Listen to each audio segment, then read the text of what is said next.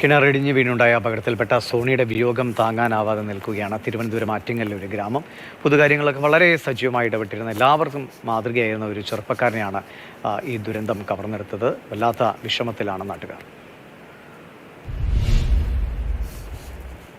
രക്ഷാപ്രവർത്തനത്തിനിടെ കിണറ്റിൽ വീണ് മരണപ്പെട്ട ഫയർഫോഴ്സ് ഉദ്യോഗസ്ഥൻ സോണിയുടെ വീട്ടിലാണ് നമ്മളിപ്പോൾ ഉള്ളത്. ആറ്റിങ്ങലിനടുത്തുള്ള പൊയ്കമുക്ക് എന്ന് പറയുന്ന സ്ഥലത്താണ് ഈ മരണപ്പെട്ട ഉദ്യോഗസ്ഥൻ്റെ വീട്. മരണപ്പെട്ട സോണിയുടെ ബന്ധുവും അതോടൊപ്പം തന്നെ ഇവിടുത്തെ പൊതുപ്രവർത്തകനുമായ ഹരി നമ്മോടൊപ്പം ചേരുന്നുണ്ട്.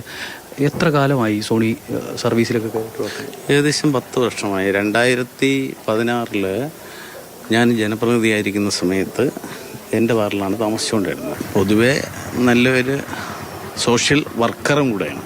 സമൂഹത്തിന് നല്ല രീതിയിൽ കാഴ്ചപ്പാടുള്ള ഒരു വ്യക്തിയായിരുന്നു നമ്മുടെ ഈ ഗ്രാമത്തിന് നഷ്ടപ്പെട്ടത്. സുഹൃത്താണല്ലേ? സുഹൃത്താണ്, റിലേറ്റീവാണ്. ഞങ്ങൾ ഒരുമിച്ചാണ് PUC ഒക്കെ ഈ പറഞ്ഞ പോലെ ഗ്രന്ഥശാലയിലിരുന്ന് നമ്മൾ ആ ഒരു 2012 മുതലുള്ള ഒരു പഠിത്തമെല്ലാം ഒരുമിച്ചായിരുന്നു. ഞാൻ പോലീസിലേക്കും അദ്ദേഹം ഫയർഫോഴ്സിലേക്കും പോകുമായിരുന്നു. വളരെ സൈലൻ്റാണ്. കുടുംബകാര്യം നോക്കുന്നതിലും അങ്ങനെ തന്നെ യാതൊരു സമൂഹത്തിൽ നിന്ന് യാതൊരു പ്രശ്നം ഉണ്ടാക്കാതെ വളരെ സൈലൻ്റായിട്ട് ജീവിക്കുന്ന ഒരു ആളായിരുന്നു. സോണി ഞാൻ 3-4 ദിവസത്തിന് മുമ്പ് വന്ന് കണ്ട് ഒരു 3-4 പ്രാവശ്യം ഞാൻ വന്നായിരുന്നല്ലോ.